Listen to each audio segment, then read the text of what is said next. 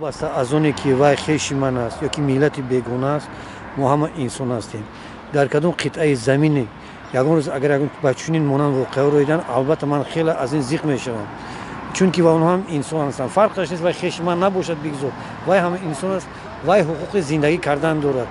وقتی که با انسان چنین حادثه های ناخوش میشد البته مردم انسان دوست باید که همه وقت غمخوار باشد زیق شود دل برداری کند از دستش اومدگی با آنها کمک کردن در که Трагедию в Кемерово лично я воспринял с глубокой скорбью. Я, мои друзья, мои коллеги, знакомые, родственники. И в первые секунды, вот, когда сталкиваешься, соприкасаешься с такими случаями, ты начинаешь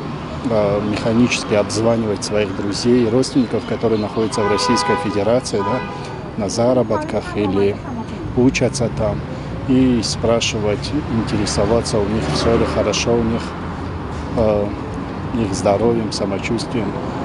Пользуясь случаем, хочу от себя, от таджикского народа выразить слова соболезнования всем семьям погибших. همه که خیلی خبرها را میفهمی همه دلی آدم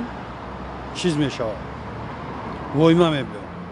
که هوای خدا در همجا نباشه حتما زنگ میزنیم با خویش تبار نزدیک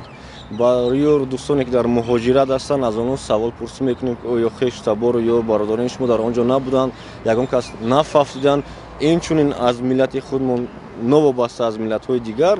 هر کس ملت خود رو وابستگی میکند خود روسیه باشد خود دیگر رегион با فرق نوسیرانو اونجا ما رنگی ما آدم‌ها زندگی میکنن переживать میکنه چرانو بازی نخوشی که در جمهوری و بین از جمهوری